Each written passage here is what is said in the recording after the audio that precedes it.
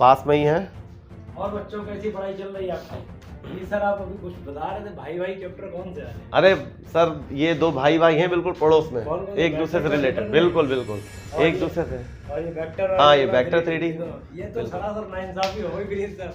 आप भाई भाई बता रहे हो, क्या बहन भाई नहीं हो सकते या बहनें बहनें नहीं हो सकती? नहीं, बहन भाई क्यों नहीं हो सकते, दोनों बहनें बना रहे हैं, बहन भाई कर दें। अच्छा अच्छा, काफी अच्छा पढ़ा रहे थे, हम देख रहे थे अभी साइड में बैठे हुए, हम लोग बीच में आपको डिस्टर्ब नहीं करते हैं। फिलहाल विनीत सर काफी मेहनत कर रहे हैं, आपको पूरी तरीके से स्ट्रेटेजी बता रहे हैं, लेकिन आपने तो 95 का नहीं 95 तो आएंगे, ये 80 मार्क्स, जैसे हम लोग का 100 का क्वेश्चन, 100 का क्वेश्चन पेपर होगा तो।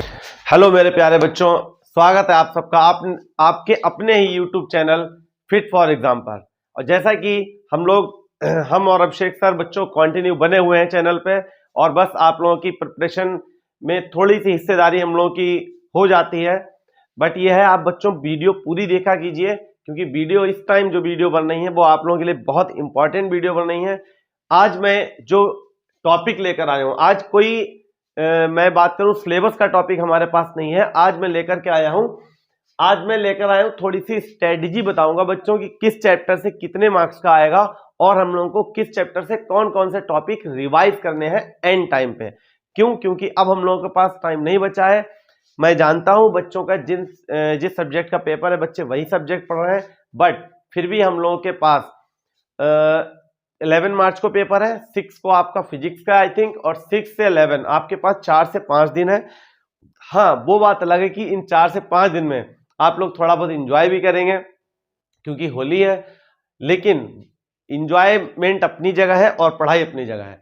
तो इंजॉय के साथ साथ पढ़ाई भी करना बहुत जरूरी है, क्योंकि ये जो 5 दिन है वो लाइफ में दोबारा लौट के नहीं आएंगे। ठीक है, इन 5 दिन में आप जितना ज्यादा से ज्यादा रिवीजन कर लेंगे मैथ्स में, उतना ही आपको 11 मार्च को जब एग्जामिनेशन हॉल में बैठे होंगे तो उतना ही आपको मजा आएगा पेपर सॉल्व करने में। तो आज मैं आप लोगों को कुछ स्ट्रेटजी बताऊंगा, कुछ चैप्टर से रिलेटेड कुछ चीजें बताऊंगा जो आपके एग्जाम्स के पॉइंट ऑफ व्यू से बहुत बहुत बहुत इंपॉर्टेंट होने वाली हैं। ठीक है, तो हम लोग स्टार्ट करते हैं। थोड़ा सा देखिए बच्चों, सबसे पहले अगर मैं बात करूं, सबसे पहले हमारा क्या है, 2023 बोर्ड एग्जाम के अकॉर्डिंग हम लोगों को पता है कि टोटल जो मार्किंग हमारी होती है वो 100 मार्क्स की होती है। 100 मार्क्स में 20 मार्क्स आपको स्कूल से मिलते हैं, इंटरनल मार्क्स जिसको हम लोग बोलते हैं, वो 20 मार्क्स आपको स्कूल से दिए जाएंगे। मिनिमम मैं ये भी बता दूं, मिनिमम मार्क्स जो है आपको मिनिमम से मिनिमम आप स्कूल से आपको 18 दिए जाएंगे, मिनिमम अगर है। वरना मोस्टली स्कूल क्या करता है, अपनी रेपुटेशन, अपने रिजल्ट नहीं खराब करता है, वो फुल 18, 19 एंड 20 इनके बिटवीन मार्क्स ही रहता है, ज्यादा डाउन नहीं करता है। तो आप ये मान के चलिए, आप अगर एवरेज मतलब थोड़े से कहते हैं कि सीरियस स्टूडेंट हैं, अच्छे हैं, ठीक है, आपकी स्कूल में कुछ रिपुटेशन है बढ़िया सी मैथ्स के स्टूडेंट्स की, तो आप ये मान चलिए आपके 20 मार्क्स कहीं भी नहीं गए। ठीक है, तो 20 मार्क्स आपके हो गए इंटरनल, वो तो आपको 20 आउट ऑफ 20 मिलने ही है। लेकिन हम लोग जो आज बात करेंगे मार्क्स पे, वो हम लोग बात करेंगे अपने 80 मार्क्स पे, कि 80 मार्क्स हम लोग ज्यादा से ज्यादा 80 में से कितने ला सकते हैं। ठीक है, और आप लोगों को ये पता है बच्चों, मैंने जो बोला है मेरा टारगेट तो मैं बता चुका हूं, मुझे 95 प्लस चाहिए आप लोगों से। ठीक है, तो उसी के अकॉर्डिंग आज थोड़ी सी स्ट्रेटजी है।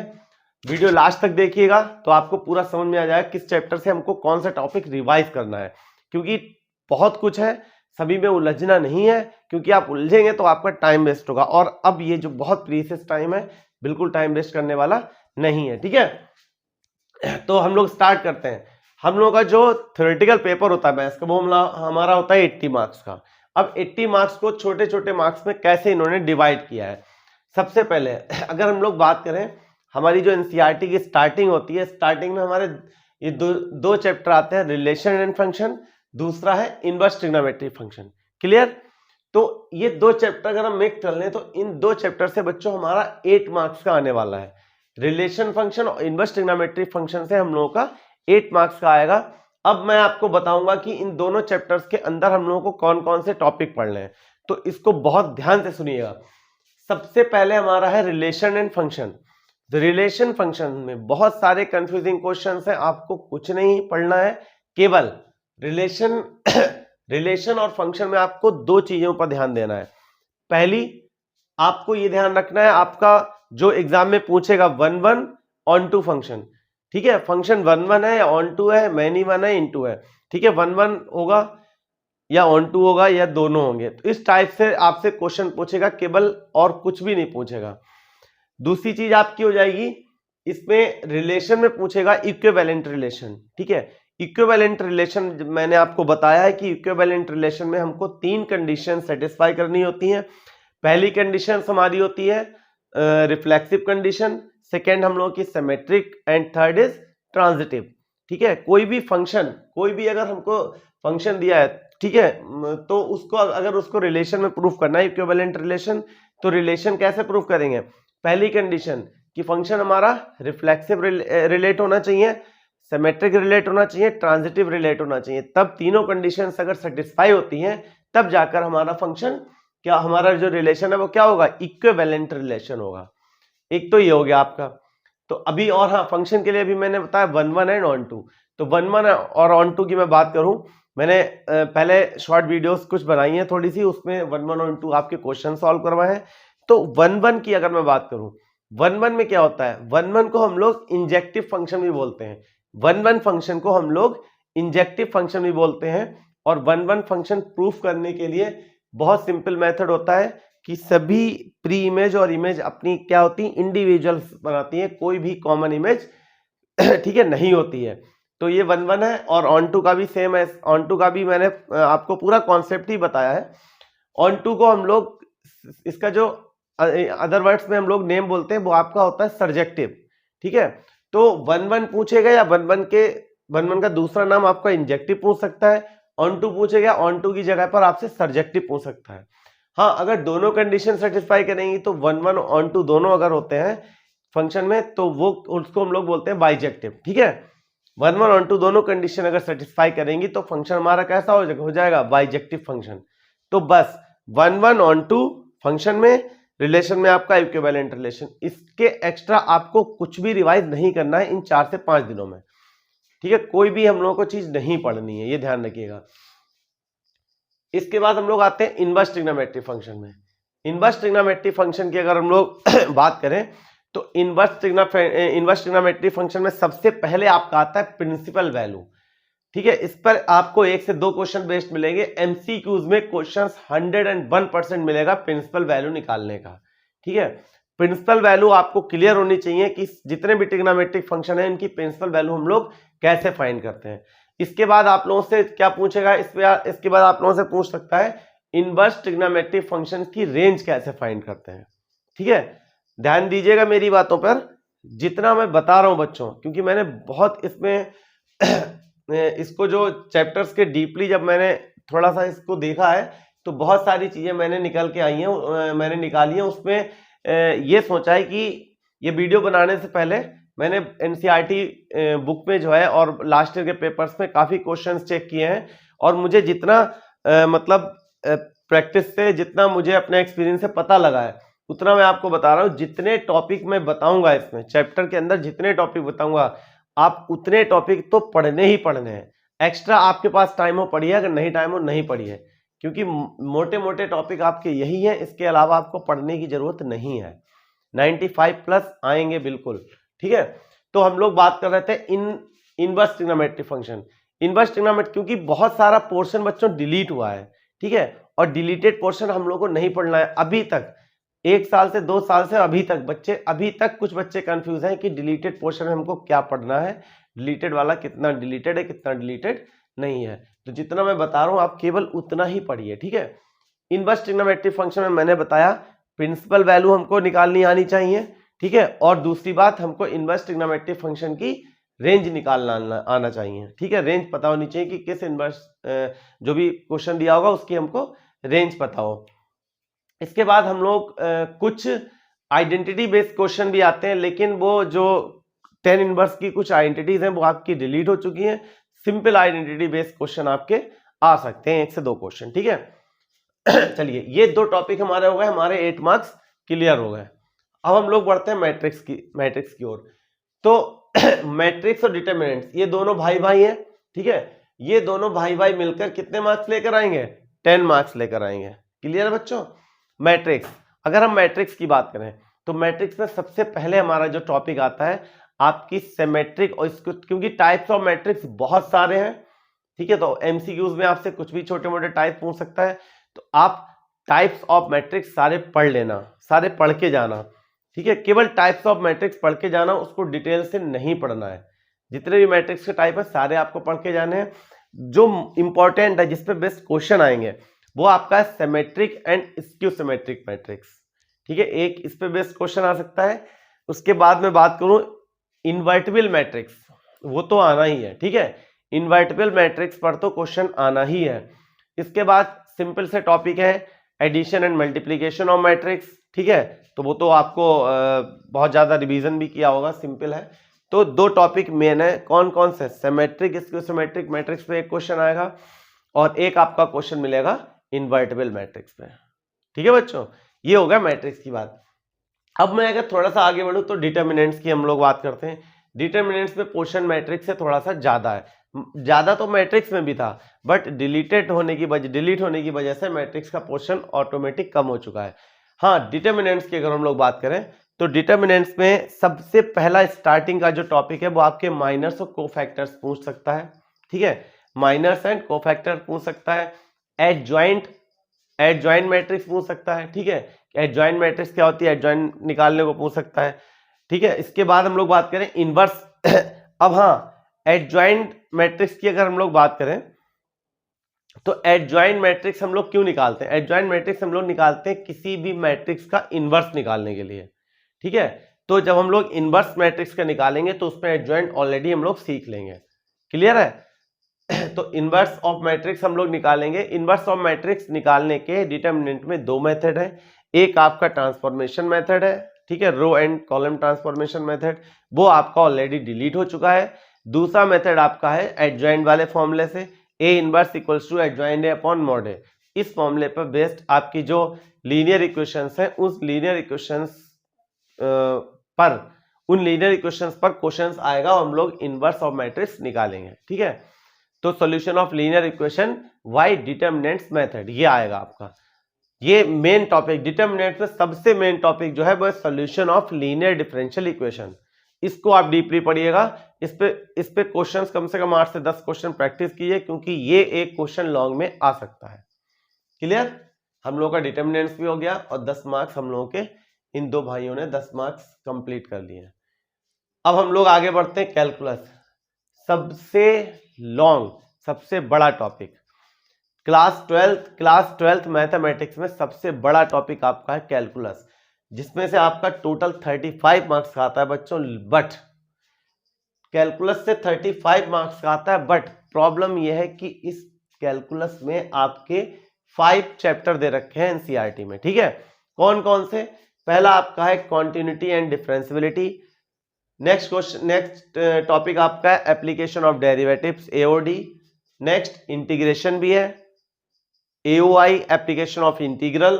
9 चैप्टर डिफरेंशियल इक्वेशन। ये 5 टॉपिक आपको दिए, 5 टॉपिक से मिलाकर आपको टोटल 35 मार्क्स। अगर ये कैलकुलस आपका टॉपिक अच्छे से क्लियर है तो आपके 35 मार्क्स में कुछ नहीं तो कम से कम 32 33 तो आ ही जाएंगे, ठीक है। 2 से 3 मार्क्स की अगर मिस्टेक हो भी जाती है, वैसे वो भी नहीं होगी अगर आप प्रैक्टिस कर लेंगे। तो अब हम लोग इस पे थोड़ा सा डीपली चर्चा करते हैं। हाँ, तो कॉन्टिन्यूटी डिफरेंशियबिलिटी की सबसे पहले हम लोग बात करते हैं, कॉन्टिन्यूटी एंड डिफरेंशियबिलिटी। तो इसमें सबसे पहले अगर मैं, पहला टॉपिक क्या हो सकता है, सबसे पहला टॉपिक है कि कॉन्टिन्यूटी में तो बच्चों आप लोगों को पता ही है, कॉन्टिन्यूटी मैंने जब पढ़ाया था तब भी बताया था, कॉन्टिन्यूटी में मोस्टली क्वेश्चंस कौन से आते हैं, कॉन्टिन्यूअस प्रूफ करने का तो आ ही जाता है, वो तो उतना इंपॉर्टेंट नहीं रहा। मोस्टली आते हैं कि कोई भी फंक्शन की एक्स की गिवन एक वैल्यू गिवन होगी, उस गिवन वैल्यू पर कॉन्टिन्यूअस ऑलरेडी उस क्वेश्चन में गिवन होगा, दिया होगा क्वेश्चन में कि ये x = 1 पे कॉन्टिन्यूअस है। बस उसमें क्या होगा, फंक्शन में कहीं पर k दिया होगा या लैम्डा दिया होगा या अदर कांस्टेंट a b की फॉर्म में कुछ भी दिया हो, तो उन कांस्टेंट की वैल्यू निकालने को क्वेश्चन आता है। क्या आता है, क्वांटिटी में आपको एक फंक्शन दिया होगा, उस फंक्शन के लिए x = 1 पर वो फंक्शन क्या होगा, कॉन्टिन्यूअस होगा, बट उस फंक्शन में एक कोई कांस्टेंट दिया होगा, उसकी वैल्यू निकालने को आ जाता है। ठीक है, कभी कभी दो कांस्टेंट दिए थे ए एंड बी, उनकी वैल्यू निकालने को आ जाता है। तो वैल्यू वाले क्वेश्चंस पे आप ज्यादा फोकस कीजिए, ठीक है। वैसे भी कॉन्टिन्यूटी प्रूफ करने को भी आप लगाइएगा क्वेश्चन, ऐसा नहीं है, लेकिन वैल्यू वाले क्वेश्चंस पे ज्यादा ध्यान दीजिएगा। इसके बाद हम लोग आते हैं डिफरेंशिएशन। तो डिफरेंशिएशन तो आपका जनरल टॉपिक बन चुका है एक तरीके से। ऑल टाइप्स ऑफ डिफरेंशिएशन आपका आ सकता है। मेन, अब मैं बात करूं डिफरेंशिएशन तो कई टाइप्स के हैं, लेकिन मेन आपके जो है वो 3 टाइप के डिफरेंशिएशन है। डिफरेंशिएशन सबसे पहला आपका जो है ट्रिग्नोमेट्रिक, ठीक है। इनवर्स ट्रिग्नोमेट्रिक में क्या है, ट्रिग्नोमेट्रिक फंक्शन भी हो सकता है और इनवर्स ट्रिग्नोमेट्रिक फंक्शन हो सकता है। तो inverse trigonometric function and trigonometric function, इन दोनों का डिफरेंशिएशन पूछेगा।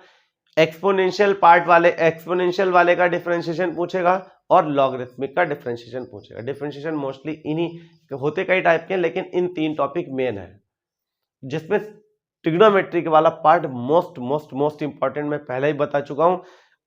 चैप्टर बहुत सारे हैं, लेकिन हर चैप्टर में ट्रिग्नोमेट्रिक अपना कुछ ना कुछ योगदान कर देता है। इसके बाद ठीक है, डिफरेंशिएशन हो गया। हाँ, डिफरेंशिएशन में एक है आपका पैरामेट्रिक फॉर्म। पैरामेट्रिक फॉर्म उस टाइप का भी डिफरेंशिएशन पूछ सकता है। और एक आपका है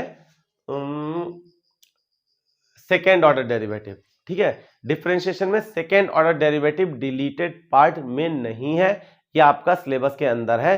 सेकेंड ऑर्डर में क्या होता है कि एक बार हम लोग डिफरेंशिएट करते हैं, उसके बाद उसी फंक्शन को फिर से डिफरेंशिएट कर देते हैं, तो आपका वो हो जाता है सेकेंड ऑर्डर। बहुत ईजी है, टफ नहीं है, ठीक है। इसके बाद हम लोग नेक्स्ट चैप्टर में पढ़ते हैं एओडी, एप्लीकेशन ऑफ डेरिवेटिव्स। तो एप्लीकेशन ऑफ डेरिवेटिव्स में हम लोगों ने पहले भी बात की थी इस पे कि इसमें टोटल 5 टॉपिक दिए हैं, जिसमें से 2 टॉपिक आपके डिलीट हो चुके हैं, बचे हैं 3 टॉपिक। जिसमें से पहला टॉपिक हमारा है rate of change of quantity, increasing decreasing और मैक्सिमम मिनिमम। क्लियर है बच्चों? तो आप ये मान के चलिए कि इन तीनों टॉपिक से एक एक क्वेश्चन तो 101% मिलने वाला है। और ये भी मैं बता दूं बच्चों कि इन तीनों टॉपिक से आपको जो 3 क्वेश्चन मिलेंगे वो एनसीईआरटी से मिलेंगे, मेरी गारंटी है। तीनों टॉपिक से एनसीईआरटी से आपको कुछ भी नहीं करना है, इन तीनों टॉपिक के एनसीईआरटी के क्वेश्चन कवर कीजिए, बहुत अच्छे से रिवीजन कीजिए उसका। आपको कोई बुक, कोई सैंपल पेपर नहीं लेना है, केवल एनसीईआरटी से तीनों चैप्टर पढ़िए। आपके इनमें से एओडी से कोई क्वेश्चन नहीं छूटेगा बच्चों, ये गारंटी है विनीत सर की, ठीक है। एओडी आपका बिल्कुल क्लियर हो जाएगा, घबराने की जरूरत नहीं है। मुझे पता है कई बच्चों को ये टॉपिक टफ लगता है, बट मेरे होते हुए टफ लगे तो यार क्या फायदा, बताइए, ठीक है। तो टफ नहीं लगेगा टॉपिक। इसके बाद हम लोग बढ़ते हैं इंटीग्रेशन पे। इंटीग्रेशन में क्या है भाई, इंटीग्रेशन तो मैं बता चुका हूं, बहुत ही इंपॉर्टेंट टॉपिक है और ये हायर क्लासेस में भी इंपॉर्टेंट रहने वाला है। तो इंटीग्रेशन की हम लोग बात करें, इंटीग्रेशन 2 टाइप का है, indefinite integral and definite integral. Indefinite integral में हमने बहुत टाइप के इंटीग्रेशन क्वेश्चन सॉल्व किए हैं, ठीक है। तो आपको प्रैक्टिस पे प्रैक्टिस करनी है इंटीग्रेशन क्वेश्चंस की, डेफिनिट हो या इंडेफिनिट हो। डेफिनिट में क्या है, डेफिनिट इंटीग्रल में आपको प्रॉपर्टीज जो दी है, प्रॉपर्टी से एक बार रिवाइज करनी है, उन प्रॉपर्टी पर बेस्ड बहुत सारे क्वेश्चंस सॉल्व करने, जितने ज्यादा से ज्यादा कर पाए। इसके बाद चैप्टर 8 आपका है एओआई, एप्लीकेशन ऑफ इंटीग्रल। तो एप्लीकेशन ऑफ इंटीग्रल की अगर मैं बात करूं, इसमें आपके जो एरिया बाउंडेड रीजन निकालने को आते हैं वो मोस्ट इंपॉर्टेंट है। और इसमें एरिया बाउंडेड रीजन में बहुत ज्यादा बच्चों को कंफ्यूजन है कि सर कौन से क्वेश्चंस आएंगे, किस टाइप के क्वेश्चंस नहीं आएंगे। तो बच्चों आज की वीडियो में अगर आप आज की वीडियो देख लेंगे तो आज के बाद आपको कोई कंफ्यूजन नहीं रहने वाला है। क्यों? क्योंकि जो एओआई का टॉपिक है उसमें मैं आज क्लियर कर देता हूं कि कौन से क्वेश्चंस आएंगे, किस टाइप के क्वेश्चंस नहीं आएंगे। सबसे पहला एओआई में हमारे पास केवल 2 टाइप के क्वेश्चंस आएंगे। कौन से? एरिया बाउंडेड रीजन आपका होगा स्ट्रेट लाइन एंड दूसरा आपका हो जाएगा पैराबोला, ठीक है। स्ट्रेट लाइन और पैराबोला का क्वेश्चन कैसा, ये पैराबोला इस टाइप का दिया होगा, कोई स्ट्रेट लाइन ऐसे कट कर रही होगी, चाहे कहीं पर भी कट करे, ठीक है। स्ट्रेट लाइन और पैराबोला पर एक क्वेश्चन आपको मिल सकता है। दूसरी बात अगर मैं बात करूं, स्ट्रेट लाइन एंड सर्किल होगा आपका, और एक स्ट्रेट लाइन होगी, सर्किल आपका एक्सिस के पर भी बन सकता है किसी टाइप से, स्ट्रेट लाइन होगी, ठीक है, सर्किल स्ट्रेट लाइन या पैराबोला स्ट्रेट लाइन, इस टाइप के क्वेश्चन आपको मिलेंगे। डिलीटेड पार्ट कौन सा, ये मैं बता दूं, डिलीटेड पार्ट ये है कि कभी भी 2023 के अकॉर्डिंग मैं बता रहा हूं, कभी भी बच्चों उस टाइप का क्वेश्चन नहीं आएगा जिसमें दो कर्व एक साथ दिए हों। क्लियर है ना? जैसे कि मैं बात करूं, कोई क्वेश्चन अगर आ जाए कि एक पैराबोला दिया है, एक इन्होंने सर्किल बना दिया, अब ये कहें एरिया बाउंडेड रीजन निकालो, ऐसा क्वेश्चन नहीं आएगा। क्वेश्चंस में दो कर्व एक साथ नहीं दिए होंगे, एक स्ट्रेट लाइन दी होगी और एक कर्व दिया होगा, या दो स्ट्रेट लाइन हो सकती है बट दो कर्व एक साथ नहीं हो सकते हैं। आई थिंक आप लोगों को बहुत अच्छे से समझ में आ गया होगा AOI का टॉपिक, कौन से क्वेश्चन आएंगे कौन से क्वेश्चन नहीं आएंगे। तो डबल कर्व वाले आपको क्वेश्चन बिल्कुल सॉल्व कर नहीं करने हैं, ठीक है, उसको देख के अवॉइड कर देना, भैया जाओ हमें तुमको नहीं लगाना है, ठीक है। आज के बाद कोई भी कंफ्यूजन नहीं रहेगा, ये गारंटी है बेटा, ठीक है। अब हम लोग बढ़ते हैं अपने नेक्स्ट टॉपिक की ओर, डिफरेंशियल इक्वेशन। डिफरेंशियल इक्वेशन एक बहुत ही अपने आप में इंटरेस्टिंग टॉपिक है, और इसमें मैंने बताया कि 3 टाइप के मेथड है। पहला मेथड हम लोगों का है वेरिएबल सेपरेबल, दूसरा हम लोगों का है होमोजीनियस, ठीक है, थर्ड हमारा है लीनियर डिफरेंशियल इक्वेशन,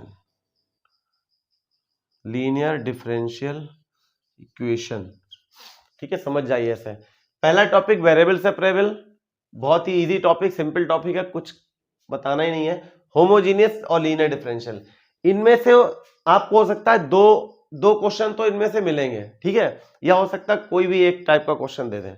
तो होमोजीनियस लीनियर डिफरेंशियल इक्वेशन, इनकी आपको बहुत अच्छे से प्रैक्टिस करनी है, दोनों टॉपिक की।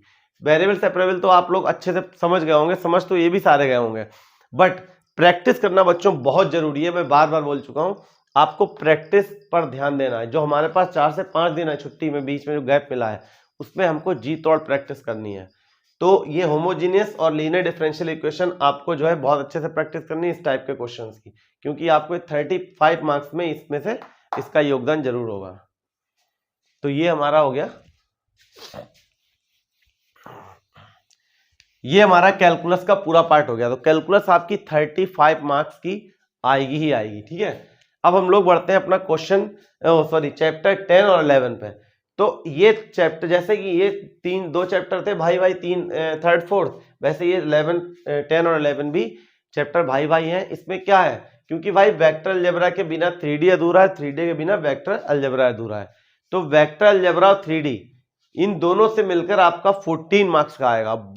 ये 14 मार्क्स बहुत इंपॉर्टेंट है, और जैसा कि आपको पता है वेक्टर अलजेब्रा 3D एक दूसरे से बिल्कुल इजीली रिलेट करते हैं, तो कुछ उसमें एक्स्ट्रा नहीं पढ़ना है। और वेक्टर अलजेब्रा में क्या है, वेक्टर अलजेब्रा में कुछ खास नहीं है। वेक्टर अलजेब्रा की अगर मैं बात करूं, वेक्टर अलजेब्रा में आपको नॉर्मली जो प्रोडक्ट है, स्केलर और वेक्टर प्रोडक्ट, वो पढ़ने हैं, ठीक है। वेक्टर अलजेब्रा में स्केलर और वेक्टर प्रोडक्ट पढ़ना है। दूसरी चीज क्या है, एंगल बिटवीन 2 वेक्टर्स, ये पढ़ना है। क्लियर है, angle between 2 vectors and scalar product of vector and vector product of vector, ठीक है। ये बस वेक्टर में कुछ ज्यादा नहीं है। अब हम लोग बात करते हैं 3D की। 3D में हाँ थोड़ा सा मैं बता दूं बच्चों, 3D में बहुत कुछ था, लेकिन कई पार्ट जो है डिलीट हो चुका। आपका प्लेन जो है पूरा एकदम डिलीट कर दिया इन्होंने। तो अब मैं 3D में कुछ खास बताने वाला हूं आपको। 3D में सबसे पहले हम लोग 3D में क्या पढ़ेंगे, types of equation of line, Cartesian form and vector form. ये तो हो गई types of line, equation of line. उसके बाद डायरेक्शन कोसाइन और डायरेक्शन रेशियो, ये आपका वेक्टर में भी आएगा, ठीक है, बताना भूल गया मैं। वेक्टर अलजेब्रा में भी आपका डायरेक्शन रेशियो, डायरेक्शन कोसाइन। तो मेन टॉपिक आपका है direction ratio and direction cosine, ये 3D का है। Second types of equation of lines, वो तो पता ही होगा, डायरेक्शन रेशियो, डायरेक्शन कोसाइन हो जाएगा। इसके बाद हम लोगों का आएगा angle between 2 lines, angle between 2 lines. अब थर्ड टॉपिक जो मैं आपको बताने जा रहा हूं, उस पर एक क्वेश्चन बोर्ड एग्जाम में रखा होगा, उस पर आप 20 से 25 क्वेश्चन लगा के जाइएगा पेपर में। एक क्वेश्चन 101% होगा, कौन सा, शॉर्टेस्ट डिस्टेंस निकालना। ठीक है, क्या निकालना, shortest distance between two lines. ये क्वेश्चंस आपको मिलेगा मिलेगा मिलेगा, ठीक है, शॉर्टेस्ट डिस्टेंस जरूर मिलेगी। Angle between two lines, direction ratio, direction, बस इससे ज्यादा कुछ भी नहीं है 3D में। बहुत छोटा टॉपिक हो गया है 3D, तो ये बहुत इजी, ये 10 और 11 बहुत इजी टॉपिक है। 14 नंबर आपके कहीं भी 14 के 13 नहीं होने चाहिए बच्चों, पूरे के पूरे 14 में 14 मिलेंगे हम लोगों को। शॉर्टेस्ट डिस्टेंस जरूर लगाइएगा, एक क्वेश्चन 101% मिलेगा। अब हम लोग आगे बढ़ते हैं, अपने लास्ट के 2 चैप्टर बचे हुए 12 एंड 13। 12 क्वेश्चन, आप 12 चैप्टर जो आपका है वो लीनियर प्रोग्रामिंग का है, ठीक है, LPP, और 13 आपका है प्रोबेबिलिटी। तो LPP से कुछ खास नहीं आ गया। LPP में आपकी केवल 2 एक्सरसाइज हैं, 2 टाइप के, एक आपके जो फिजिबल रीजन वाले हैं, ठीक है, फिजिबल रीजन के हैं, उसमें आपको इक्वेशंस दे रखी हैं, और नेक्स्ट एक्सरसाइज आपकी है वर्ड प्रॉब्लम। तो वर्ड प्रॉब्लम एक्सरसाइज इन्होंने डिलीट कर दी है, सिंपल सी आपकी इक्वेशंस दी होंगी, सब्जेक्ट टू कांस्टेंट दिए होंगे, बस उस इक्वेशंस को रीड करके उस इक्वेशंस के अकॉर्डिंग जो अनइक्वलिटी कंडीशन है उसके अकॉर्डिंग हम लोग ग्राफ प्लॉट करेंगे, और ग्राफ प्लॉट करके जो हम लोग निकालते हैं, क्या निकालते हैं हम लोग, कॉर्नर पॉइंट्स निकालकर जेड पे पुट करेंगे, वैल्यू आ जाएगी। सिंपल सा प्रोसेस मैंने बताया भी था जब मैंने इसके क्वेश्चन सॉल्व कराए थे। तो LPP का आपको ज्यादा से ज्यादा एक क्वेश्चन मिलेगा, ठीक है, हो सकता है कि MCQ में पूछ लें। ये 8 मार्क्स में अगर मैं बात करूं, 5 मार्क्स आपके प्रोबेबिलिटी के हैं, तो 3 नंबर LPP के हैं। प्रोबेबिलिटी तो मिलेगी, प्रोबेबिलिटी में, हाँ, प्रोबेबिलिटी में आपको बता दूं, आपको केवल 3 टॉपिक पढ़ने हैं। एक कंडीशनल प्रोबेबिलिटी, क्या पढ़ना है, कंडीशनल प्रोबेबिलिटी। दूसरा आपका है बेस थ्योरम, ठीक है, कंडीशनल प्रोबेबिलिटी, बेस थ्योरम। और तीसरा टॉपिक आपका मोस्ट इंपॉर्टेंट है, वो आपका है डेफिनिट एंड इनडेफिनिट, डेफिनिट, ठीक है, definite and indefinite event. Conditional probability क्या पढ़ना है हम लोगों को, कंडीशनल प्रोबेबिलिटी, दूसरा हमारा है बेस थ्योरम, और तीसरा हमारा क्या है, definite and indefinite events. Definite और इनडेफिनिट क्या होते हैं, डेफिनिट तो मैंने बताया था, इनडेफिनिट, डेफिनिट में हम लोग कौन सी थ्योरम लगाते हैं, मेरी पुरानी वीडियो देखिएगा पहले की जो मैंने प्रोबेबिलिटी क्वेश्चन सॉल्व कराए। डेफिनिट में हम लोग मल्टीप्लिकेशन थ्योरम यूज करते हैं, और इनडेफिनिट इवेंट जो होते हैं, इनडेफिनिट में कुछ नहीं करते, इनडेफिनिट की एक कंडीशन होती है, इनडेफिनिट प्रूफ करने का क्वेश्चन आ सकता है, probability of E, probability of E1 E2 equals to probability of E1 intersection E2। ये कंडीशन अगर प्रूफ कर दी तो हमारे जो इवेंट होंगे वो कैसे हो जाएंगे, ठीक है, वो कैसे होंगे, इनडेफिनिट होंगे। क्लियर है बच्चों। तो ये आपकी जो है मार्क्स का मैंने बता दिया, मार्क्स को कैसे डिवाइड करेंगे चैप्टर वाइज, और चैप्टर वाइज मार्क्स को डिवाइड करेंगे तो उस तरीके से आपकी स्ट्रेटजी अच्छे से बन सकती है। जो 4 से 5 दिन में जो पढ़ाई करनी है ना, वो एकदम धांसू पढ़ाई होगी, और मैं आपको कोई ऐसी चीज नहीं छोड़ूंगा जो आपको एग्जाम में मिले और आप कहें कि ये विनीत सर ने नहीं बताई है, ठीक है। चलिए, अभिषेक सर हमारे पास में ही हैं। और बच्चों कैसी पढ़ाई चल रही है आपकी? ये सर आप अभी कुछ बता रहे थे, भाई चैप्टर कौन से वाले? अरे सर, ये 2 भाई बिल्कुल पड़ोस में, एक दूसरे से रिलेटेड, बिल्कुल एक दूसरे से। और ये वेक्टर, हाँ, ये वेक्टर 3D, ये तो सरासर नाइंसाफी हो गई सर। आप भाई बता रहे हो, क्या बहन भाई नहीं हो सकते, या बहनें नहीं हो सकती? नहीं, बहन भाई क्यों नहीं हो सकते, दोनों बहनें बना रहे हैं, बहन भाई कर दे। अच्छा, काफी अच्छा पढ़ा रहे थे, हम देख रहे थे अभी साइड में बैठे हुए, हम लोग बीच में आपको डिस्टर्ब नहीं करते हैं। फिलहाल विनीत सर काफी मेहनत कर रहे हैं, आपको पूरी तरीके से स्ट्रेटेजी बता रहे हैं। लेकिन आपने तो 95 का नहीं, 95 तो आएंगे, ये 80 मार्क्स, जैसे हम लोग का 100 का क्वेश्चन पेपर होगा तो 20 इंटरनल है, 80 मार्क्स आपके थ्योरी पे वाले पेपर के होंगे। तो आई थिंक सभी को मिल जाएगा। बिल्कुल पूरे। बच्चा कितना भी आप नारायक हो पढ़ने में, लेकिन आपको 20 में 20 स्कूल वाले देंगे। स्कूल की शक्ल ना देखी हो तब भी बिल्कुल 95 तो मिल ही जाता है। है। स्कूल वाले खुद अपना रिजल्ट खराब नहीं करते बच्चों, कोई भी मिनिमम अगर मार्क्स देंगे तो 18 मिनिमम। अच्छा, तो काफी अच्छे, इनका सिलेबस तो कंप्लीट करवा ही दिया होगा आपने? बिल्कुल सिलेबस कंप्लीट हो चुका है। कुछ हम लोग डिस्कशन कर रहे थे कल एनडीए के एग्जाम के लिए, तो उसके लिए आपने हाँ सर, एनडीए का बच्चों को मैंने बताया था। लेकिन ये इतने बच्चे हैं, तैयार कहाँ होते हैं तैयारी करने के लिए? बताइए आप, कैसे होगा? नहीं, सब पढ़ेंगे, सब पढ़ेंगे। है? अभी थोड़ा बोर्ड एग्जाम में बिजी हैं बच्चे, सब पढ़ाई करेंगे। और कंपटीशन की जैसे प्रिपरेशन चल रही है, आप लोग स्टार्ट करिए। एनडीए जैसे एग्जाम, एनडीए देखिए बहुत अच्छा एग्जाम है, यूपीएससी कंडक्ट कराता है, इसको हल्के मत लीजिए। डायरेक्ट आप 2 स्टार मिलते हैं, लेफ्टिनेंट बनते हैं, दरोगा नहीं, ये ध्यान रखिएगा। तो लेफ्टिनेंट अगर आपको बनना है तो एनडीए फोकस करना पड़ेगा। बाकी एसएसबी जो उसके आगे होता है, उसकी प्रिपरेशन किस तरीके से करनी है, क्योंकि एनडीए हाँ उसकी भी स्ट्रेटेजी हम शेयर कर देंगे, क्योंकि मेन तो आपका एसएसबी है, लेकिन एसएसबी तक आप तब पहुंचेंगे, उससे ज्यादा मेन आपका रिटेन एग्जाम। जब आप रिटन एग्जाम क्लियर करेंगे तब आप उस पड़ाव पे पहुंचेंगे, हाँ एसएसबी देने लायक बनेंगे तब आप। अब आप थोड़ा अवेयर रहिए। अगर टीचर आपके साथ मेहनत कर रहा है तो आपको अवेयर रहना पड़ेगा साथ में, क्योंकि उसी से हम लोगों को मोटिवेशन मिलता है। अगर बच्चा अगर खराब होगा तो हम लोगों का भी पढ़ाने का कोई मन नहीं होगा। इस वजह से आप लोग अवेयर रहेंगे तो हम आपसे ज्यादा अवेयर रहेंगे पढ़ाने के लिए। यही मैं देख रहा था, काफी मेहनत कर रहे थे भाई। मैं सोचता हूँ कभी कभी अंदर फील होता है, विनीत सर इतनी मेहनत कर रहे हैं, बच्चे मेहनत कर रहे हैं या नहीं, वो तो आपके मार्क्स बताएंगे। बिल्कुल, बच्चों का रिजल्ट आएगा तो बिल्कुल पता लगेगा भाई बच्चों ने मेहनत की नहीं की। खैर बच्चे मेहनत कर रहे होंगे, ऐसा नहीं वीडियो है। भी आपने स्ट्रेटजी को लेके, स्ट्रेटजी वीडियो थी, है ना? हाँ, उसमें थोड़ा सा मैंने ये अपडेट कराया था बच्चों को कि हम लोगों को किस तरीके से तैयारी करनी है, और एनडीए का थोड़ा सा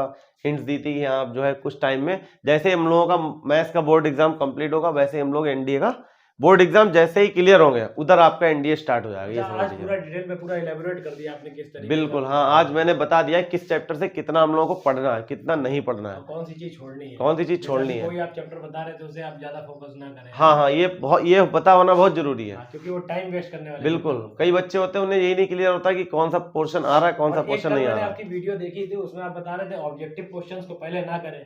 हाँ बिल्कुल बिल्कुल, ये मार्क्स दे भी देते हैं, लेकिन कुछ क्वेश्चन ये मेरा हमेशा रहता है कि ऑब्जेक्टिव क्वेश्चन इसलिए होते हैं। ऑब्जेक्टिव क्वेश्चन अगर आप 1 नंबर के क्वेश्चन में आपने 4 से 5 मिनट दे दिए तो आपके लॉन्ग क्वेश्चन का टाइम चला जाएगा। जैसे कोई तो बहुत जल्दी लग जाते हैं ऑब्जेक्टिव। हाँ बिल्कुल। अब कुछ क्वेश्चन ऐसे होते हैं जिसमें बहुत ज्यादा लॉन्ग प्रोसेस में होता है, लेकिन मार्क्स केवल एक ही वो जल्दी आपसे लग जाते हैं। आप कॉम्पिटेटिव पढ़ा रहे हैं, ठीक है, हम लोग पढ़ा रहे हैं, तो बच्चे तो थोड़ा सा बच्चों को कंपटीशन की भी कोई नॉलेज नहीं है, तो ये लोग एमसीक्यूज को उतने हल्के में, बहुत हल्के में लेते हैं ये लोग कि यहाँ जो है हमको लग रहा है हम लगा देंगे, लेकिन कितने कंफ्यूजिंग होते हैं आपको पता अच्छे से। लेकिन ये सोचते हैं कि टिकी तो मारना है। हाँ बस मारना है, वो पूरा सॉल्व करके मारना है ना। यही तो प्रॉब्लम है इन लोगों की। चलिए ठीक है बच्चों, ज्यादा समय बर्बाद आपका नहीं करेंगे। और बाकी और एग्जाम तो इनके कुछ हो ही रहे होंगे, अभी स्टार्ट हुए या नहीं हुए अभी इनके एग्जाम? हाँ स्टार्ट हो गया, केमिस्ट्री का हो गया, फिजिक्स का है 6 तारीख को बच्चों आपका, उसके बाद फिर मैथ्स का है। अच्छा हुआ होगा एग्जाम। और बाकी और सब्जेक्ट पे ध्यान देने की जरूरत है, क्योंकि आपकी जो ओवरऑल परसेंटेज बनती है सारे सब्जेक्ट को कंबाइन करके बनती है। ऐसा थोड़ी ना मैथ्स में 95 ले आएंगे तो आप तीर मार दिए कुछ। बाकी और सब्जेक्ट भी तो सारे सब्जेक्ट टोटल फोकस आपका, फिजिक्स केमिस्ट्री टोटल आपका 95 प्लस है। मेरा एम है बच्चों आप लोगों को टोटल 95 प्लस दिलवाना है ना, ठीक है। तो वो जो 95% आएंगे वो ऐसे नहीं आएंगे हवा में, पढ़ के आएंगे। और पढ़ाई के लिए जरूरत होती है मोटिवेशन। मोटिवेशन कहाँ से मिलता है? आपके टीचर्स से, है ना। तो उसको आप पॉजिटिव वे में लीजिए। पूरा मोटिवेशन आपको फिट फॉर एग्जाम के द्वारा प्रोवाइड किया जाता है। आपकी रूह कांप जाएगी, 95% लाएंगे आप। एक जो आंखों से आंसू आते हैं ना, वो हंसी के आंसू होते हैं, खुशी के आंसू होते हैं। बस एक बार आप 95% ले आइए, उसके बाद जब आप खुद कमेंट करिएगा फिट फॉर एग्जाम की मेल आईडी पर या फिर व्हाट्सएप ग्रुप पर, हम लोग खुद आपसे मिलेंगे, ठीक है। और एक बढ़िया सी पार्टी रखेंगे अगर आप लोग चाहेंगे। बिल्कुल बिल्कुल, पार्टी को बिल्कुल, उसके लिए 95% आप पार्टी तो बनती है बच्चों। हाँ, तो चलिए ज्यादा समय बर्बाद ना करते हुए, अगर आपको कुछ और बात करनी है तो कर लीजिए। नहीं बस हो गया सर, बच्चों का ज्यादा टाइम नहीं लेना है। हाँ देख लीजिए, फिर मैं चलता हूँ सर। ठीक है सर, रात बहुत हो चुकी है, अब थोड़ा मैं भी अब प्रिपेयर करूंगा तो कल वीडियो। ठीक है बच्चों, फिर हम लोग मिलते हैं नेक्स्ट वीडियो में, और तब तक के लिए लगे रहिए एकदम। ऑल द बेस्ट आपके नेक्स्ट एग्जाम के लिए, ठीक है। बाय बच्चों, जय हिंद। चलिए ठीक है, बाय बाय।